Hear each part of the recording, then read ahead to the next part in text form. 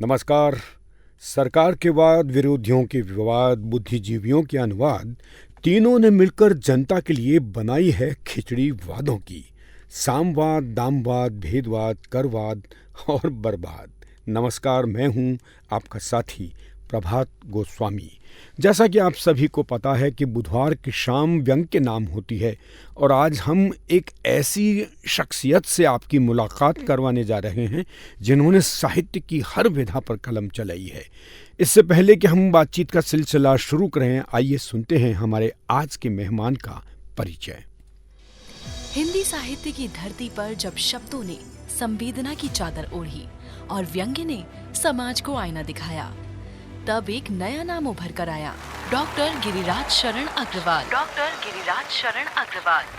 एक ऐसे बहुमुखी रचनाकार जिनकी लेखनी ने हिंदी साहित्य को कई रंग दिए हैं, जिनकी कलम ने गजलें भी रची, व्यंग भी बोला, बाल साहित्य को मुस्कान दी और कोशों में भाषा को आकार दिया। हिंदी, अंग्रेजी और संस्कृत तीनों में दक्षता रखने वाले डॉक्टर गिरिराज शरण अग्रवाल उत्तर प्रदेश के संभल से निकलकर हिंदी साहित्य की दुनिया को अब तक 50 से ज्यादा पुस्तकों का अमूल्य योगदान दे चुके हैं।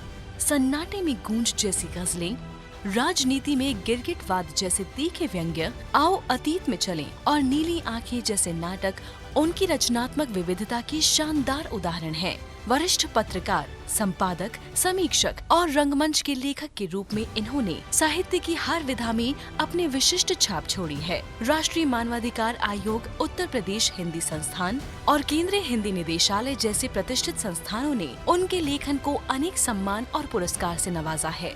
तो आइए बॉक्स एफएम पर सुनते हैं एक ऐसे शब्द योगी की कहानी जिनके लेखन में है विचार, व्यंग्य और संवेदनशीलता का अद्भुत संगम, और जिनकी रचनाएं सोच को झकझोर देने वाली हैं। तो तालियों की गूंज के साथ स्वागत कीजिए डॉक्टर गिरिराज शरण अग्रवाल जी का। स्वागत है सर। नमस्कार, धन्यवाद आपका।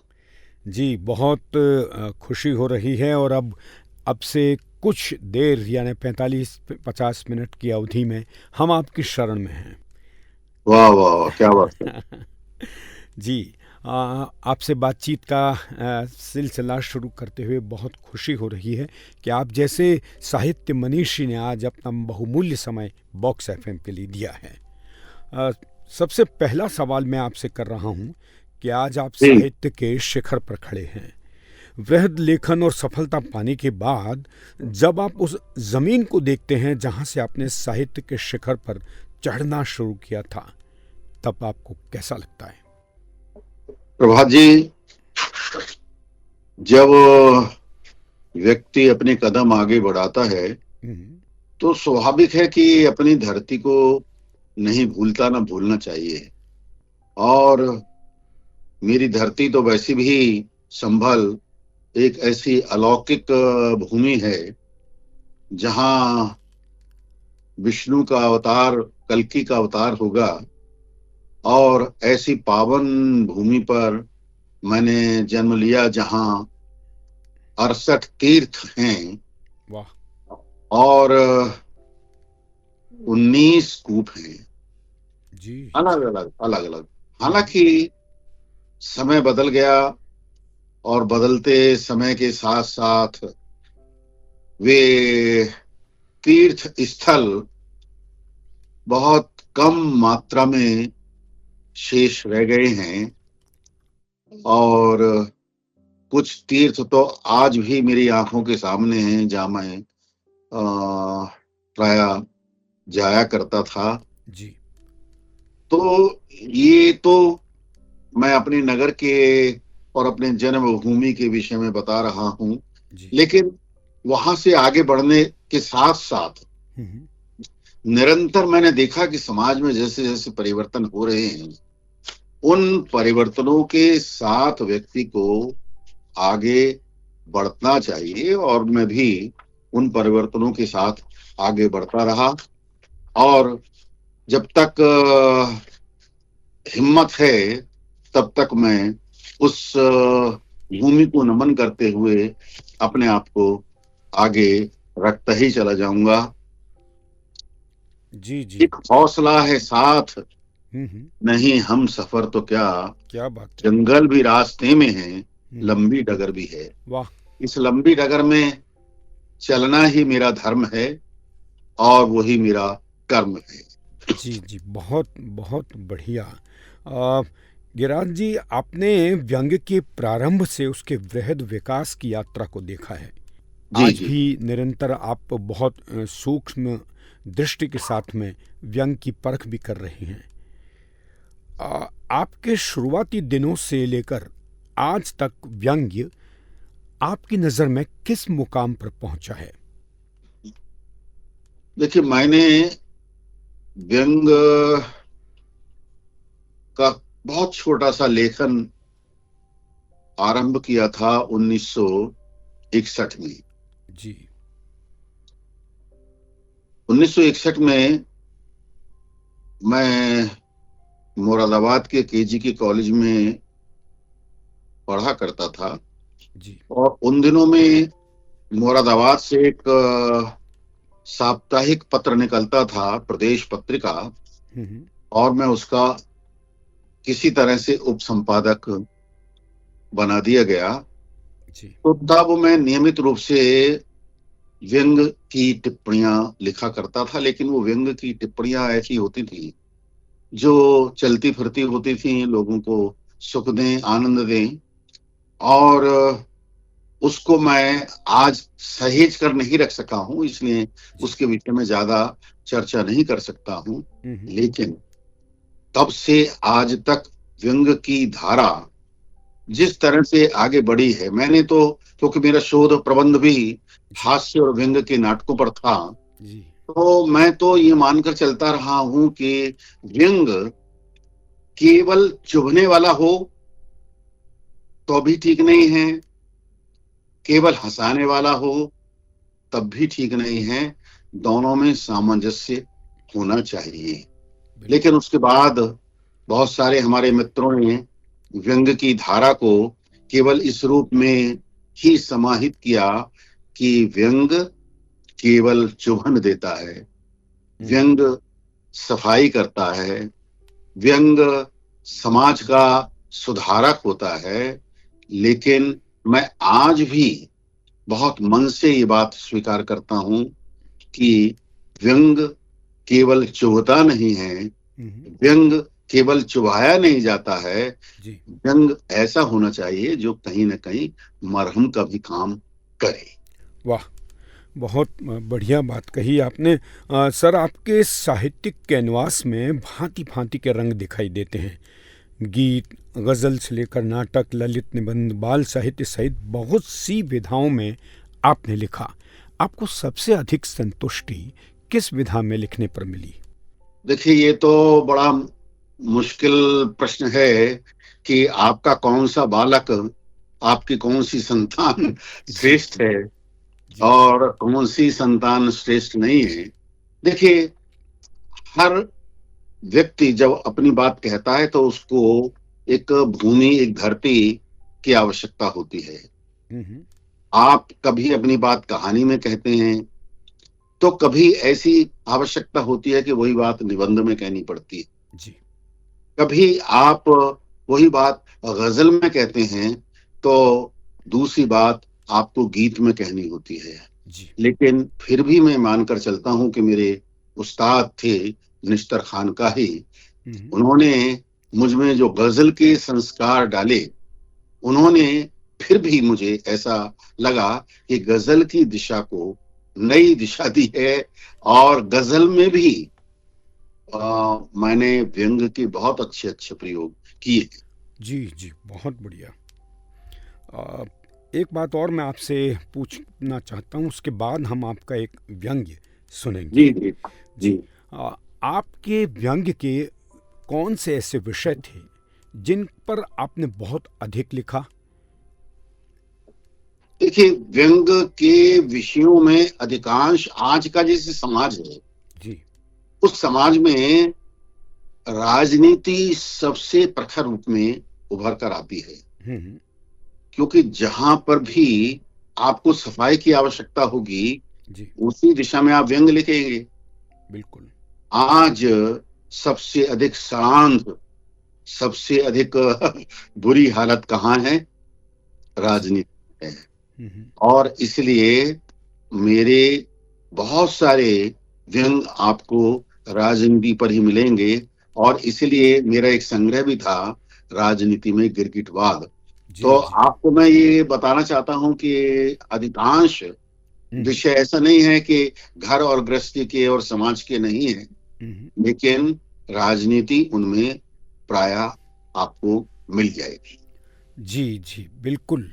श्रोताओं, आपको फिर से बता रहे हैं कि व्यंग्य के रंग प्रभात के संग कार्यक्रम में हर बुधवार शाम 4 बजे से 5 बजे तक हम देश के नामचीन व्यंग्यकार से मुलाकात करते हैं, व्यंग पर विमर्श करते हैं, उनकी रचना प्रक्रिया को समझने का प्रयास करते हैं।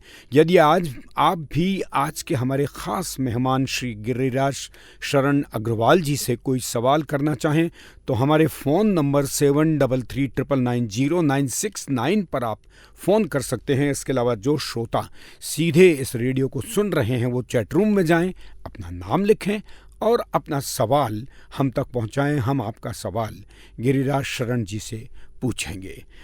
आगे बढ़ें इससे पहले आइए सुनते हैं आदरणीय गिरिराज शरण जी का एक बहुत ही रोचक व्यंग्य, चुनाव इंटरव्यू। चुनाव की अधिसूचना जारी हुई तो लगभग 45 मुश्तंदों ने छतरपुर विधानसभा क्षेत्र से जनता विकास पार्टी का टिकट प्राप्त करने के लिए अपनी दावेदारी पेश की। यानी अब 1 अदद अनार था तो 45 अदद बीमार। जैसे जैसे जनसंख्या में वृद्धि हुई वैसे बीमारों की संख्या में भी वृद्धि हुई। पर अनार तो बेचारा पहले भी 1 अदद था, अब भी 1 अदद ही है। हमने ताव में भरकर डॉक्टर तेजा सिंह को टोका, भले आदमी, क्या तुम राजनीति को रोग मानते हो? डॉक्टर तेजा सिंह ढिठाई से बोले, हर प्रवृत्ति अपनी हद से आगे बढ़कर रोग बन जाती है। मान लीजिए आपको भूख औसत से अधिक लगने लगे, आप औसत से अधिक बोलने लगे, औसत से अधिक सोने लगे, औसत से अधिक जागने लगे, तो ये सारी स्थितियां बीमारी ही कहलाएंगी ना। अब ये जो हमारे प्रिय देश में राजनीति की आंधी 500 किलोमीटर प्रति सेकंड के हिसाब से चलने लगी है ना, तो इससे संतुलन तो बिगड़ेगा ही, लोग बीमार तो पड़ेंगे ही। डॉक्टर तेजा सिंह ललचाई नजरों से हमारी ओर देखे, बोले, खूब जेब झाड़ी होगी पार्टी हाईकमान ने इन आंखों के अंधों और गांठ के पूरों की। जी हाँ, पहले इनमें हर एक ने अपनी हैसियत दिखाने के लिए चुनाव फंड में बढ़ चढ़कर पैसा दिया। फिर जनपद स्तर पर कुछ पार्टी पर्यवेक्षकों द्वारा इनमें से बेहतर प्रत्याशियों का चुनाव हुआ। देर तक मारम मार काटम काट हुई। फैसले का कोई उपाय न सूझा तो जिला अध्यक्ष ने विवश होकर पर्ची उठवाने का सुझाव दिया। पर्ची में जो नाम निकला उस पर जूता चलने लगा। चुनाव बैठक में जब जूते का सदुपयोग रुक नहीं पाया तो सर्वसम्मति से तय हुआ कि एक अबोध बालक द्वारा 45 पर्चियों में से 1 मुट्ठी पर्चियां उठवाई जाएं और वो मुट्ठी पूरी की पूरी हाईकमान को भेज दी जाएं। हाँ, तो फिर उस अबोध बालक का दुरुपयोग कैसे हुआ? हम हंसे, बोले, दरअसल राजनीति के पेड़ पर दुरुपयोग नाम का ही तो फल लगता है। यदि दुरुपयोग न हो तो राजनीति की गाड़ी चल ही नहीं सकती। अबोध बालक ने पर्चियों के ढेर से मुट्ठी भरकर उठाई तो उसके हाथ में 10 पर्चियां आई। जिला समिति ने यही 10 हाईकमान को भेज दिए। फिर चुना किसको गया माखनलाल जी? चुनाव इंटरव्यू द्वारा हुआ। इंटरव्यू के समय हम स्वयं मौजूद थे। जनता विकास पार्टी के मुख्यालय पर भीड़ जमा थी। छतरपुर विधानसभा के 10 के 10 स्वैच्छिक उम्मीदवार बाहर खड़े अपनी बारी की प्रतीक्षा कर रहे थे। सर्वप्रथम बुलाया गया श्री खचेड़ू सिंह जी को। श्री खचेड़ू सिंह जी करबद्ध होकर हाई कमांड के सम्मुख पेश हुए। हमने देखा कि हाई कमांड के पास तीर भी है और कमान भी, और शिकार उनका एकदम मुंह के सामने खड़ा है। एक सज्जन ने सवाल दागा, अपना पॉलिटिकल करियर बताओ। खचेड़ू सिंह 2-4 लंबे लंबे सांस लेकर बोला, जनता की सेवा की है जी, पार्टी का निष्ठावान सिपाही रहा हूँ जी, समाज में मेरा बहुत सम्मान है जी, 27 बार जन समस्याओं को लेकर भूख हड़ताल कर चुका हूँ, 7 बार जेल जा चुका हूँ जी। अरे, हम यहाँ कच्चा चिट्ठा नहीं पूछ रहे हैं खचेड़ू सिंह, चुनाव जीतेगा कैसे? दूसरा हाईकमान बोला। जनता के वोट से जीतूंगा जी, खचेड़ू सिंह ने सादगी से उत्तर दिया। जनसेवा के बल पर कोई चुनाव जीता जाता है रे, चल अपना काम कर।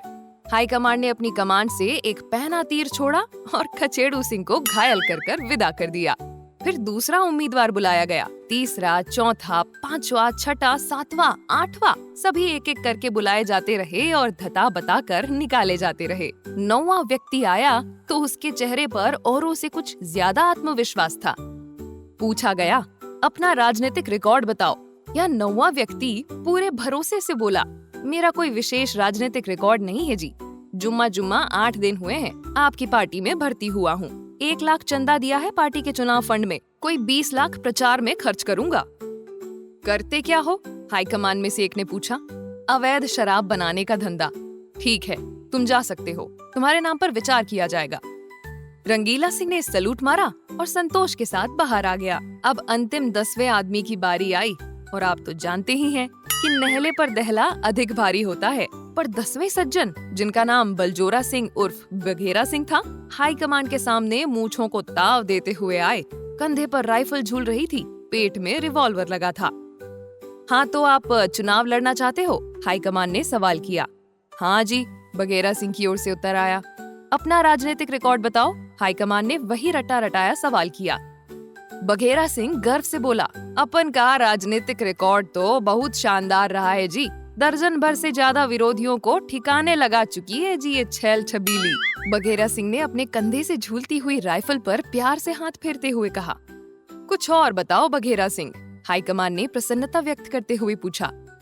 अपहरण के 2 दर्जन से भी अधिक मामले दर्ज है जी थाने में। ये सारे अपहरण राजनीतिक पृष्ठभूमि के हैं। बूथ कैप्चर करना मेरे बाएं हाथ का खेल है।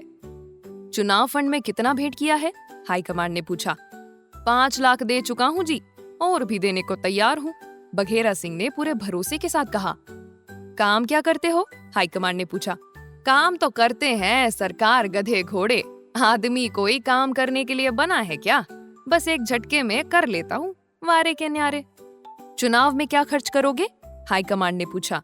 10 लाख नकद, 50 कुंटल दारू और 99 दर्जन लठैत, बघेरा सिंह ने निश्चित स्वर में उत्तर दिया। लेकिन पुलिस और प्रशासन? हाईकमान ने अंतिम सवाल किया। उसकी चिंता आप न करें कमांडर जी। बघेरा सिंह ने हाईकमान को कमांडर जी कहकर सम्मानित किया। बोला, पुलिस प्रशासन वाला काम हम खूब जानते हैं जी। तुम्हारा राजनीतिक रिकॉर्ड बहुत शानदार है बघेरा सिंह। हाईकमान ने संतोष व्यक्त किया और बघेरा सिंह अपना टिकट पक्का कर बाहर आ गया। बघेरा सिंह का राजनीतिक रिकॉर्ड वाकई बहुत शानदार था। हमने पूछा, वोट किसको दोगे? यह नौबत ही कहाँ आएगी माखन लाल जी, डॉक्टर तेजा सिंह बोला। हमारे बूथ पर पहुंचने से पहले ही हमारा वोट तो कब का भाई बघेरा सिंह को प्यारा हो चुका होगा। हमने कहा, शायद। ये था श्री गिरिराज शरण अग्रवाल जी का एक बहुत ही रोचक व्यंग्य।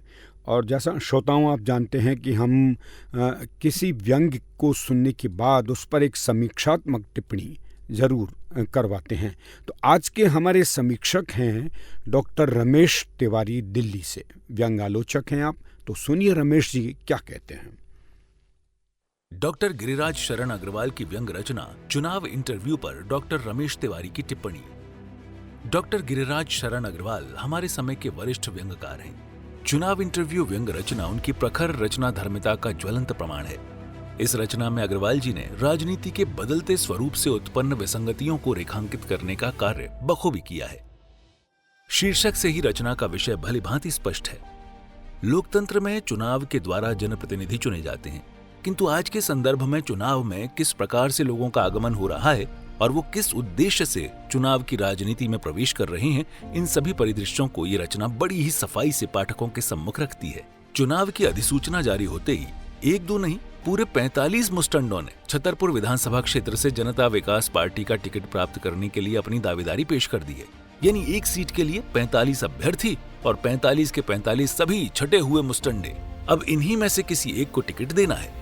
इसलिए पहले राउंड में ये दृश्य हमें आज के दौर की राजनीति में अपराधियों की घुसपैठ और कब्जे की स्थिति से अवगत कराता है।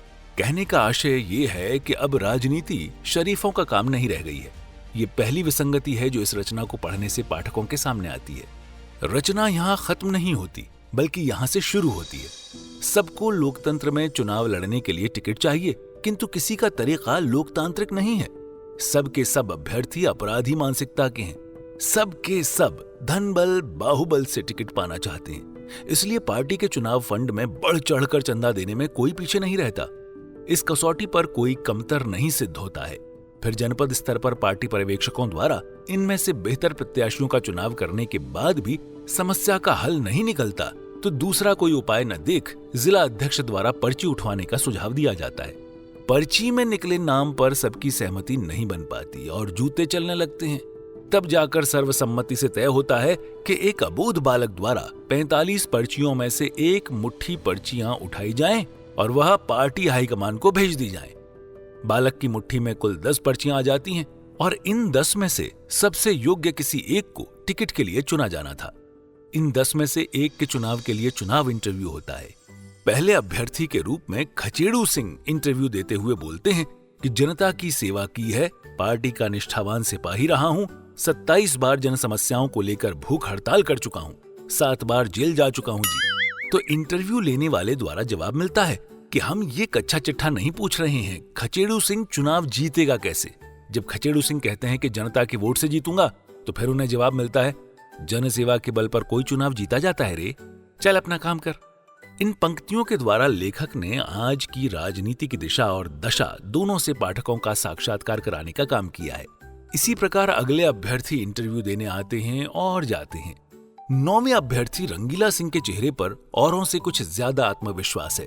राजनीतिक रिकॉर्ड के सवाल पर उसका जवाब ध्यान देने योग्य है। 9वां व्यक्ति पूरे भरोसे से बोला, मेरा कोई विशेष राजनीतिक रिकॉर्ड नहीं है जी, जुम्मा 8 दिन हुए आपकी पार्टी में भर्ती हुआ हूं, 1 लाख चंदा दिया है पार्टी के चुनाव फंड में, कोई 20 लाख प्रचार में खर्च करूंगा। करते क्या हो? हाईकमान में से एक ने पूछा। अवैध शराब बनाने का धंधा। ठीक है, तुम जा सकते हो, तुम्हारे नाम पर विचार किया जाएगा। आखिर में 10वें अभ्यर्थी के रूप में बलजोरा सिंह उर्फ बघेरा सिंह कंधे पर राइफल लटकाए, पेटी में रिवॉल्वर लगाए हाईकमान के सामने मूंछों को ताव देते हुए आते हैं।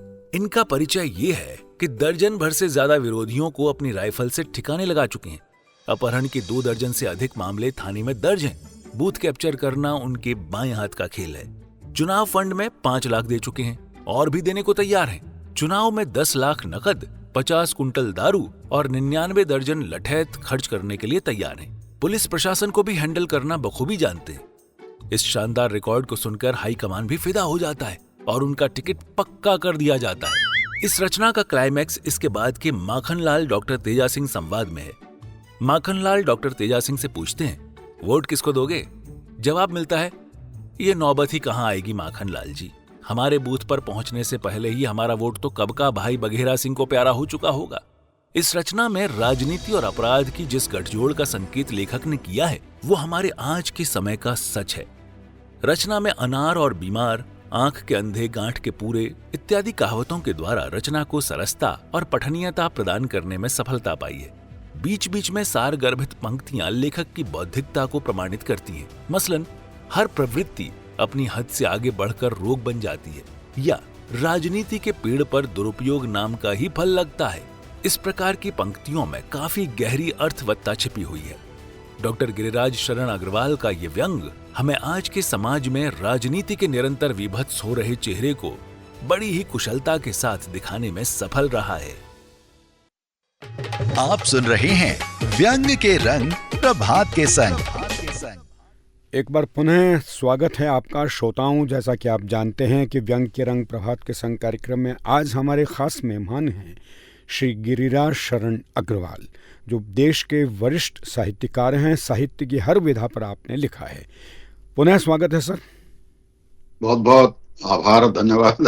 जी, थोड़ा आपको इंतजार करना पड़ा, लेकिन हम आपकी रचनाओं का रसास्वादन कर रहे थे। हम ही नहीं, बहुत मुझे भी आनंद मिला जी। और मुझे लगा कि अरे ये रचना मैंने ही लिखी है क्या? क्या कभी ऐसा भी होता है किसी लेखक के साथ कि कई बार तो ऐसा होता है कि लेखक जब कोई रचना को सृजित करता है और उसके बाद जब अगली रचना लिखता है तो उसको अपनी पिछली रचना थोड़ी कमज़ोर नज़र आती है। लेकिन कई बार ऐसा भी होता होगा कि जब एक लेखक कोई रचना लिखने के बाद यह सोचता है कि मैं इससे बेहतरीन रचना लिख नहीं सकता था। देखिए, रचना जब लिख जाती है जी, तो वो व्यक्ति की नहीं रह जाती है, समाज की हो जाती है। जी। अब वो समाज मूल्यांकन करता है कि वो रचना धारदार है या नहीं है, उसके हित में है या नहीं है, उसको प्रिय है अथवा नहीं है। जी। मैं समझता हूँ कि लेखक तो प्रायः अपनी हर रचना को ही अच्छा मानता है, लेकिन फिर भी आप ये कह सकते हैं जैसे एक हाथ में सारी उंगलियां एक जैसी नहीं होती, कोई छोटी होती है, कोई बड़ी होती है। ऐसी रचनाएं भी जब लिखी जाती है तो कोई अच्छी और बुरी या कमजोर हो सकती है, और मैं ये कह सकता हूं कि मेरी हर रचना उसी स्तर की है जिस स्तर की रचना को पाठक पसंद करते हैं। हाँ, प्रयास मेरा रहता है कि रचना को उचित स्वरूप दिया जा सके, शब्दावली सही हो, उसकी शैली सही हो, उसमें वस्तु और तथ्य एक ऐसे रूप में पिरो दिए जाएं कि श्रोता और पाठक उसका आनंद ले सके। जी जी, बिल्कुल बढ़िया।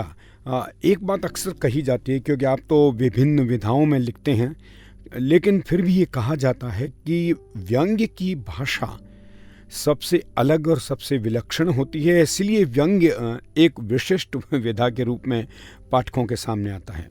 आप इससे कितने सहमत या असहमत हैं? ये तो बहुत स्वाभाविक है कि जिस तरह से मैं गजल की बात कहता हूं कि गजल भी एक ऊपरी भाषा के प्रयोग से नारा बन जाती है जी। उसी तरह से व्यंग भी यदि उसमें सार्थक शब्दों का प्रयोग नहीं किया गया है तो वो भी बहुत उथला हो जाता है। बहुत सारे लोग आज भी व्यंग लिखते हैं जिसमें कुछ अपशब्दों का प्रयोग करते हैं। मैंने ये प्रयास किया है कि मेरे व्यंग में कोई ऐसे अपशब्द न आए जिनसे किसी का मन और मस्तिष्क विकृत हो। जी जी। फिर भी ये मानकर चलता हूं कि व्यंग विसंगतियों की प्रस्तुति करता है, और जब जब समाज में विसंगतियां बढ़ती हैं, जब जब राजनीति अपनी सीमाओं को लांघती है, जी। व्यंग उतना ही प्रखर और धारदार हो जाता है। जी। आज बहुत सारे व्यंग लेखक अपनी लेखनी की ताकत दिखा रहे हैं, और जितनी गति से व्यंग का लेखन हो रहा है तो आपके बात कि उतनी तीव्र गति से या उसी गति से उसकी आलोचना का प्रयोग नहीं हो रहा है। व्यंग्यालोचन बहुत कमजोर है। जी जी। हालांकि उसने अपनी सीमाओं का विस्तार तो किया है, लेकिन फिर आप देखेंगे कि बहुत सारे पत्र पत्रिकाएं हैं जो आज भी व्यंग को छापती हैं, लेकिन वो साहित्यिक स्वरूप जो पहले पत्रिकाओं में हुआ करता था वो नहीं मिल रहा है। इसलिए व्यंग्यकार भी तड़प रहा है ये अपनी बात को कैसे और किस माध्यम से समाज के सामने रखे, और इसलिए वो फिर सोशल मीडिया पर अपनी रचनाओं को डाल देता है। कुछ लोग पढ़ते हैं, कुछ लोग टिप्पणी करते हैं, नहीं करते हैं तो फिर भी वो लिखता है, और लिखना उसका धर्म है, लिखना उसकी व्यवस्था है, लिखना उसकी मजबूरी है, कमजोरी में। बिल्कुल बिल्कुल। एक बात और मैं आपसे पूछना चाहूँगा, और उसके बाद हम फिर आपके बारे में कुछ लोग हमसे जुड़ रहे हैं जो कुछ कहना चाह रहे हैं, सुनेंगे। लेकिन एक सवाल मैं आपसे और करना चाहूँगा कि जिस गति से आज व्यंग लिखा जा रहा है और जिस तरह से व्यंग छप रहा है, यह भी कहा जा रहा है कि उसमें विचार पक्ष कहीं छूटता हुआ नजर आता है। आप इससे कितने सहमत हैं? देखिए, मैंने अभी भी कहा, मैं एक ऐसे व्यक्ति के निरंतर जीवन संसर्ग में रहा हूं जिनका नाम है काका हाथरसी। जी जी। काका जी को मैं देखता था कि वो रचना को तुरंत छपने नहीं भेजते थे। मुझे भी ये सौभाग्य प्राप्त हुआ है कि उनकी रचनाओं की स्क्रिप्ट तैयार करूं। अच्छा। यानी वे एक रचना को लिखने के बाद कई बार मांझते थे, कई बार उसकी प्रतिलिपि करते थे और जब वो संतुष्ट हो जाते थे तब उसे छपने के लिए भेजते थे। लेकिन आज स्थिति ये है कि मैंने अभी लिखा और अभी छप जाना चाहिए। सही, बिल्कुल सही है। ये जब दृष्टि मेरे मन में आएगी कि मैंने अब लिखा और अभी छप जाए, तो फिर निश्चित रूप से जो उसमें बुनावट, जो सजावट, जो विचार आने चाहिए थे, हो सकता है कि कहीं ना कहीं उनमें कमजोरी रह जाए। इसलिए मेरा एक आग्रह है, मेरा एक निवेदन है कि हम लिखें, खूब छपें, लेकिन जब तक वो पूरी तरह से पक न जाए तब तक उसे दूसरों के सामने परोसने की कृपा ना करें। ये बहुत अच्छी बात कही आपने, लेकिन आपने जो अभी इससे पहले जो आपने बता रहे थे कि जिस तरह से व्यंग्य आलोचना का कोई विधान अभी तक स्वतंत्र विधान नहीं बन पाया है, जिसकी वजह से भी ये कहा जाता है कि व्यंग्य का मूल्यांकन सही तरह से नहीं हो पा रहा है। और उस नहीं, अब ऐसा नहीं है। जी जी, देखिए शेरजंग गर्ग जी ने बहुत अच्छा जो उनका शोध प्रबंध है उसे आप देखेंगे तो एक नई दृष्टि मिलती है कि किस तरह से कविता में व्यंग बनता है। रमेश तिवारी व्यंग की आलोचना के एक अच्छे व्यक्तियों में इस समय उभर कर सामने आए हैं। देखिए, मैं लिखता हूं तो फिर ये जरूरी नहीं है कि मैं व्यंग की आलोचना भी करूं, लेकिन ये निश्चित है कि इस समय व्यंग की आलोचना में गति आई है। कृष्णचंद्र ने बहुत अच्छा सुभाष चंद्र ने बहुत अच्छा इस तरह का प्रयोग किया है। तो आप ये नहीं कह सकते हैं, हाँ बहुत अधिक मात्रा में नहीं हो रहा है, ये तो आप निश्चित रूप से कहेंगे कि हर व्यक्ति व्यंग की समालोचना करते हुए डरता भी है। जी जी जी, बिल्कुल सही बात कही है। और एक डरने का कारण है, डरने का कारण है कि हर व्यक्ति अपनी आलोचना को बर्दाश्त नहीं कर पाता। आप देखिए कि मैं दूसरों पे व्यंग करूं, ये तो मुझे अच्छा लगता है, लेकिन कोई मुझ पर व्यंग करे, ये मुझसे बर्दाश्त नहीं होता। तो देखिए, जब आलोचना होगी तो आलोचना में तो आपकी अच्छाइयां बुराइयां दोनों ही प्रकट की जाएंगी। तो भाषा का जो स्वरूप व्यंग के लिए, व्यंग आलोचना के लिए बनना चाहिए था, वह बन तो रहा है, लेकिन ये बात प्रभात जी आपकी सही है कि उतनी बड़ी मात्रा में व्यंग की आलोचना नहीं हो पा रही है। हो रही है तो वही घिसी पिटी परिपाटियां हैं कि कहाँ कैसे शब्दों का प्रयोग किया गया है, ये उर्दू के शब्द हैं, ये फारसी के शब्द हैं, ये अंग्रेजी के शब्द हैं। बस इस तरह से बहुत सारी थीसिस, आज सैकड़ों थीसिस व्यंग पर हुई हैं, लेकिन व्यंग की आलोचना का जो स्वरूप खड़ा किया जाना चाहिए था वह अभी उतना प्रबल, उतना सबल नहीं है जितना होना चाहिए था। ये बात आप भी सही है जी। गिरिराज शरण जी, हम बातचीत का सिलसिला आगे भी जारी रखेंगे, लेकिन आइए इससे पहले हमारे पास कुछ संदेश हैं जो सुनना चाहेंगे। लालित्य ललित, डॉक्टर लालित्य ललित युवा व्यंगकार हैं, कवि भी हैं, वो कुछ कहना चाह रहे हैं। गिरिराज शरण अग्रवाल जी बेहतरीन आदमी है, आदमी क्या माने बेहतरीन व्यंग्यकार है।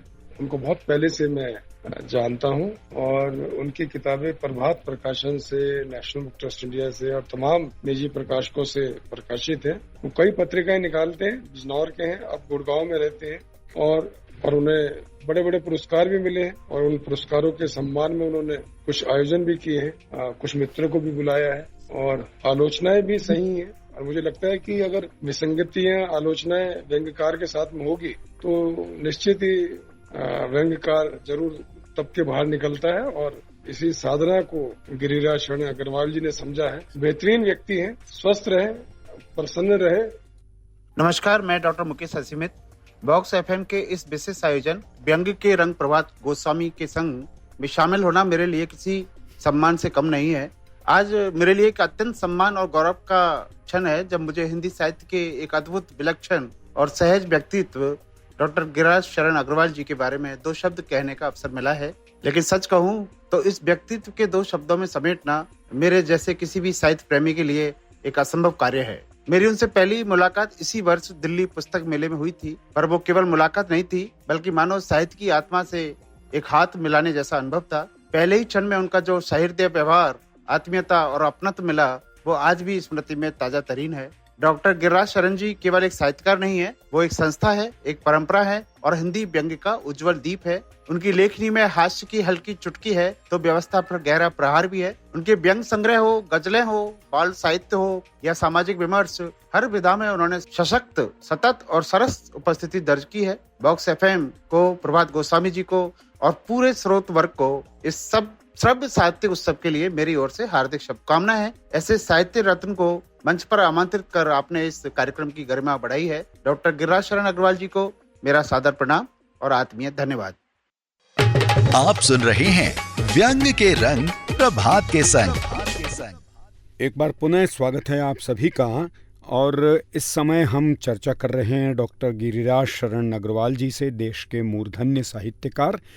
सर, एक और सवाल जो मेरे जहन में आता है वो ये है कि जिस तरह से आज अधीरता में आपने बताया कि व्यंग्य लिखा जा रहा है कि व्यंग्य लिखो, आज लिखो और आज ही छप जाए, तो ये एक प्रवृत्ति जो आज है, उसके अलावा एक प्रवृत्ति और आ रही है कि हम आज लिखें और अगले दिन हमें उसका पुरस्कार भी मिल जाए। तो ये एक बड़ी कशमकश चल रही है कि लोग पुरस्कार की लाइन में खड़े हैं। आप कितना सही मानते हैं इसको? कि मैं मानता हूँ लेखक को उसका प्रतिसाद मिलना चाहिए, लेकिन क्या उसकी कोई अवधि, कोई अनुभव, ये भी तो मायने रखता है। देखिए, ऐसा है, मैंने यदि कोई अच्छी रचना की है जी और उस पर सहज रूप से मुझे पुरस्कृत किया जा रहा है जी, तो ये मेरे लिए आनंद का विषय होगा। ठीक है। लेकिन आज पुरस्कारों की जो राजनीति है, उस राजनीति के कारण से कुछ ऐसे लोगों को भी पुरस्कृत कर दिया जाता है जो वास्तव में उस पुरस्कार के लिए योग्य चयन नहीं था। तो तब तो बुरा लगता है। लेकिन देखिए, पुरस्कार मिलता है तो अच्छा लगता है। मुझे भी अनेक संस्थानों ने कुछ ये प्रतिसाद दिया है तो मुझे अच्छा लगा है, और इसमें कोई हानि नहीं है कि व्यक्ति को पुरस्कार मिल रहा है तो कोई बुरी बात हो गई। लेकिन पुरस्कार की लाइन में खड़ा होकर, मांग कर, निवेदन करके पुरस्कार को प्राप्त करना, ये कोई अच्छी स्थिति नहीं है। और मैं समझता हूं ऐसा प्राय होता भी नहीं होगा कि व्यक्ति पुरस्कार मांगे और उसको पुरस्कार मिल जाए। जी जी, बिल्कुल बिल्कुल। एक सवाल और कर रहा हूँ कि आपने अभी काका जी का भी जिक्र किया। हास्य विधा में या हास्य रस में शीर्षस्थ रचनाकार थे, कवि थे वो। आप उनके परिवार से हैं, क्योंकि तो क्या कभी काका जी ने आपको कुछ व्यंग को मांझने या उसे और बेहतर बनाने के लिए कोई सुझाव भी दिए? देखिए, काका जी जैसे आपने कहा व्यंग्यालोचन नहीं करते थे जी, काव्यालोचन भी नहीं करते थे, हास्यालोचन भी नहीं करते थे। अच्छा, वो शुद्ध लेखक थे। जी जी। और मैं ये कह सकता हूं कि शुद्ध हास्य के लेखक थे। उन्होंने, मैंने कई बार उनसे चर्चा की है कि आपकी इस विषय में क्या टिप्पणी है जी। कि कविता कैसी होनी चाहिए या हास्य कैसा होना चाहिए, हास्य में व्यंग कितनी मात्रा में होना चाहिए, व्यंग की कौन सी सीमाएं हैं, हास्य की कौन सी सीमा है। तो उन्होंने कहा, देखो बेटा, मैं तो उस भाषा में अपनी बात कहता हूं जिसे रिक्शा वाला भी समझ ले और विश्वविद्यालय का प्रोफेसर भी समझ ले। बहुत बड़ी बात थी। इसमें सारी बातें उन्होंने कह दी कि कविता कैसी होनी चाहिए। कविता वह है जो हर व्यक्ति के मन तक पहुंच सके, ऐसे शब्दों का प्रयोग हो, ऐसी शैली का प्रयोग हो, ऐसी गति उसमें होनी चाहिए कि वह हर व्यक्ति को अपने प्रभाव क्षेत्र में ले ले बस। और इसके अतिरिक्त उन्होंने कोई ऐसा व्यंग और हास्य के संबंध में अपनी टिप्पणियां की हो, ऐसा नहीं। जी जी, बहुत अच्छी बातें आपने बताई काका जी के बारे में।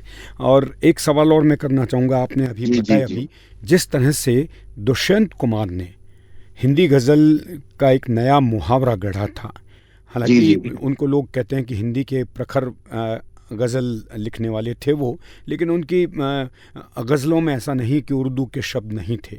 उन्होंने व्यवस्था पर, सामाजिक विद्रूपताओं पर गहरे कटाक्ष किए।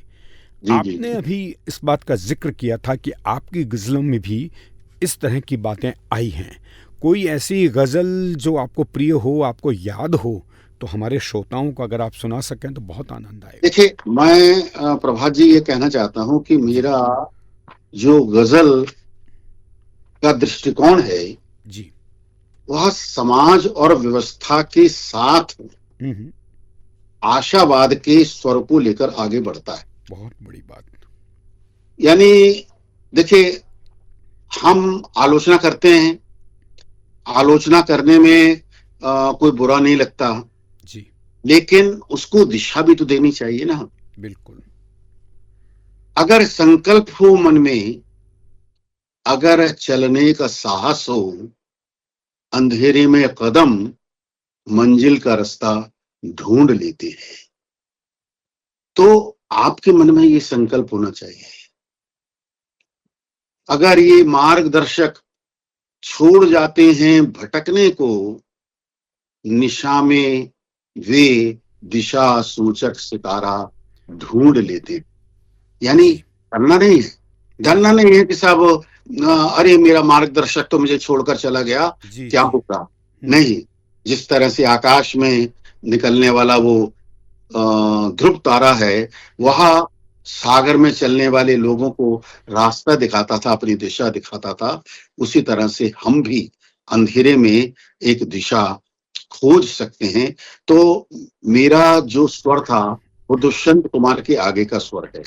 जी दुष्यंत कुमार ने समाज के उस वर्ग की चेतना पर प्रहार किया है कि आप किस तरह से समाज को दुखी कर रहे हैं, कष्ट पहुंचा रहे हैं। लेकिन मैंने उसके आगे की स्थिति कि आपको आशा छोड़नी नहीं चाहिए, आपको आशा का दामन पकड़े रहना चाहिए, और बिना आशा के आप समाज में अपने आप को स्थापित नहीं कर सकते। नारे लगाना तो बहुत आसान काम है, लेकिन नारों के बीच में समाज को चेतन करना थोड़ा मुश्किल का काम है। जी। गिरिराज शरण जी, हम आपकी बातों से सहमत हैं और आप तो बहुत बेहतरीन बातचीत चल रही है इस समय। लेकिन एक वरिष्ठ व्यंग्यकार और हमारे साथ जुड़े हैं, आइए देखते हैं वो क्या कहते हैं। डॉक्टर रमेश सैनी। जी जी जी जी रमेश जी। थके हारे को हौसला और ताजगी की औषधि हैं डॉक्टर गिरिराज शरण अग्रवाल। डॉक्टर गिरिराज शरण अग्रवाल का नाम जहन में आते ही उनसे मेरी पहली मुलाकात याद आ जाती है, जब हम और व्यंग आलोचक डॉक्टर रमेश तिवारी जी उनके निवास स्थान गुड़गांव मिलने पहुंचे। हम लोगों की लगभग 3 घंटे बातचीत होती रही।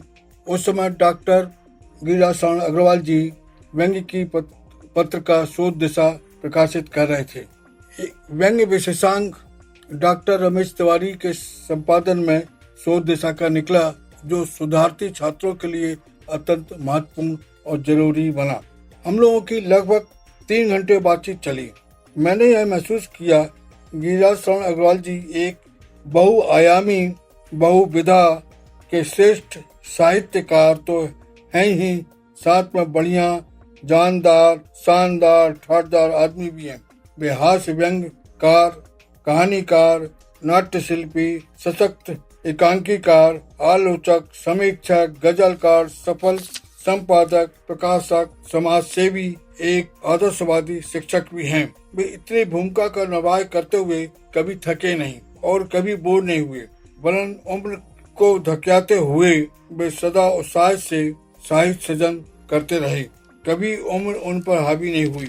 बहुआयामी विधा में निष्णात लेखक डॉक्टर गिरिराज शरण अग्रवाल जी कभी सभी विधा में बहुत सारी किताबें लिखी। चंद सरोकारों, मानवीय मूल्यों के बढ़िया शानदार गजलकार भी हैं। मेरी जहाँ तक जानकारी है, उनके 6 गजल संग्रह और 5 गजल केंद्रित गजल का व्याकरण, गजल यात्रा भाग 1, भाग 2, हिंदी सर्वश्रेष्ठ गजलें और गजलों के शहरों में आदि प्रकाशित है। मेरा व्यक्तिगत मानना है उनका मूल स्वर गजल ही है। उनका मानना है व्यक्ति के केवल स्वयं के विकास, स्वाहित तथा उन्नति की अपेक्षा ही नहीं करना चाहिए, बल्कि परहित, पर कल्याण तथा समाज हित की दिशा में भी सोचना चाहिए। ऐसा विचार एक सच्चा साहित्यकार ही कर सकता है। पर्वतों के बीच, ढलानों के बीच भी दरिया के लोग चाहिए, प्यासों के बीच भी। पर्वतों के बीच, ढलानों के बीच भी दरिया को लेकर जाइए, प्यासों के बीच भी। आदमी है कहाँ? गजल संग्रह में समाज में व्याप्त विद्रूपताएं, असंतोष, विघटन, छल छद्म, परे प्रपंच और गंभीरता से उजागर किया है। इसमें कत और सता हुआ शिल्प का सम्मिश्रण अभूतपूर्व है, जो पाठक को लंबे समय तक याद रखने को मजबूर करता है। जी, बहुत बहुत धन्यवाद डॉक्टर रमेश सैनी। परसाई जी की नगरी से आपके साथ जुड़े थे। और समय हमें बहुत तेजी से आगे बढ़ता जा रहा है। और इस समय में बिल्कुल मैं एक आशावाद की गजल आपके सामने रखना जी, स्वागत है। सागर हो कि वन हो कि नगर सबके लिए हो। क्या बात है। सागर हो कि वन हो कि नगर सबके लिए हो दिल में मेरे प्यार मगर सबके लिए हो। बहुत बढ़िया, क्या बात है। हो दिल में मेरे प्यार मगर सबके लिए हो, मंजिल पे जो पहुंचूं तो दूं आवाज सभी को। ऐसा नहीं है कि खुद पहुंचकर, मंजिल पे जो पहुंचूं तो दूं आवाज सभी को, करना जो मुझे हो वो सफर सबके लिए हो। क्या बात है। अब धूप में न झुलसे, अब धूप में झुलसे न किसी शख्स का चेहरा। अब धूप में झुलसे न किसी शख्स का चेहरा, साया हो सभी के लिए, घर सबके लिए हो। जी जी। साया हो सभी के लिए, घर सबके लिए हो, सागर हो कि वन हो कि नगर सबके लिए हो दिल में तेरे प्यार मगर सबके लिए हो।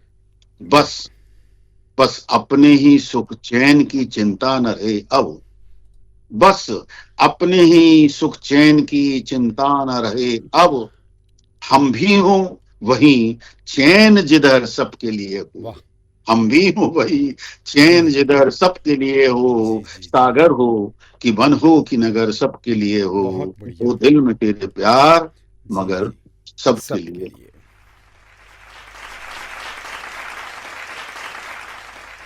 ये प्यार मेरे गजलों का विषय रहा है जी, बहुत और इसी पर ही 4 शोधार्थियों ने अलग अलग कार्य भी किया है, आशावाद के स्वर पर भी काम किया है। जी जी। तो ये एक दिशा है जो मुझे थोड़ा सा प्रेरित करती है और लगता है कि समाज में दुख और पीड़ा तो बहुत सारी हैं, लेकिन उस पीड़ा का निदान करने के लिए भी कुछ तरावट होनी चाहिए, कुछ मरहम होना चाहिए। बिल्कुल बिल्कुल। तो वो मैंने अपने माध्यम से प्रस्तुत करने की कोशिश की। सर, एक आखिरी सवाल आपसे करूंगा मैं। जी, आज एक बार फिर से ये बहस चल रही है कि लोकप्रिय साहित्य और गंभीर साहित्य की एक बहस छिड़ी है, जबकि मैं समझता हूं कि प्रेमचंद, जयशंकर प्रसाद, रविन्द्रनाथ टैगोर, शरदचंद्र जैसे अनेक मूर्धन्य विद्वान रहे, साहित्यकार रहे, जो अपने समय में लोकप्रिय भी रहे और उनका साहित्य गंभीर भी माना गया। फिर ये बहस आज क्यों चलती है कि लोकप्रिय साहित्य और गंभीर साहित्य में कोई अंतर है? देखिए, ये जो बहस है ये केवल उन लोगों के लिए ही महत्वपूर्ण हो सकती है जिन्हें सरल और सहज हम्म, और लोकप्रिय साहित्य लिखना नहीं आया। बहुत बढ़िया बात। आप वो लिख रहे हैं जो किसी की पकड़ में नहीं आता। जी जी जी। आप वैसा कह रहे हैं जो किसी की समझ में नहीं आता। हम्म, तो फिर आप ही अपने आप को श्रेष्ठ कहते रहिए, आप ही अपने आप को महान कहते रहिए, हम्म, लेकिन जो लोकप्रिय साहित्य है उसकी सीमाओं को लांघा नहीं जा सकता। जी। इसलिए ये जो बहस है कि सब लोकप्रिय साहित्य क्या है और गंभीर साहित्य क्या है, मैं ये मानकर चलता हूं कि यदि कोई व्यक्ति लोकप्रिय साहित्य लिख सकता है, जी। वही गंभीर साहित्य भी लिख सकता है। बहुत बिल्कुल उसी प्रकार से कि मैंने यदि गंभीर साहित्य लिखा है तो मैंने बच्चों के लिए भी लिखा है। बिल्कुल। और कोई कहे कि सब बच्चों के लिखने वाला व्यक्ति तो बिल्कुल बचकाना होता है। नहीं, बच्चों के लिए लिखना बहुत मुश्किल है। उसी तरह से लोकप्रिय साहित्य लिखना बहुत मुश्किल है। जी। काका की नकल करना संभव नहीं है, ये आज भी मैं कहता हूं। बिल्कुल। यदि उन्होंने वो सरल सहज भाषा में अपनी बात कही है तो वैसा कहना हर व्यक्ति की सीमा में नहीं आता है। तो ये बहस निरर्थक है। और जो अपने आप को केवल अपर मानते हैं और ये मानकर चलते हैं कि उनसे श्रेष्ठ किसी ने दिखा, वही कहते हैं कि सब गंभीर साहित्य ही महान होता है। लोकप्रिय साहित्य के का मुकाबला कोई नहीं कर सकता है। जी, बहुत बहुत धन्यवाद डॉक्टर गिरिराज शरण जी। व्यंग के रंग प्रभात के संग कार्यक्रम में आपने बहुमूल्य समय दिया, इसके लिए हम बॉक्स एफएम की तरफ से आपका आभार प्रकट करते हैं। और बहुत आभार आपका। मैंने क्या कह पाया मुझे नहीं पता है। मैं क्या बता पाया ये मुझे पता नहीं है। आपके प्रश्नों के उत्तर सार्थक दे पाया ये भी मुझे पता नहीं है। लेकिन जो कुछ भी कह पाया वो आपकी कृपा का वरदान है, अपने मित्रों की कृपा का वरदान है। बस इतना ही कह सकता हूँ। जी, हमारे स्नेह का वरदान ये है, प्रतिफल और वरदान या ऐसा कुछ भी नहीं है। अगले बुधवार फिर हम किसी नए साहित्य विभूति के साथ, नए व्यंग के लेखक के साथ आपकी मुलाकात करवाएंगे। तब तक नमस्कार। आप सुन रहे हैं व्यंग के रंग प्रभात के संग।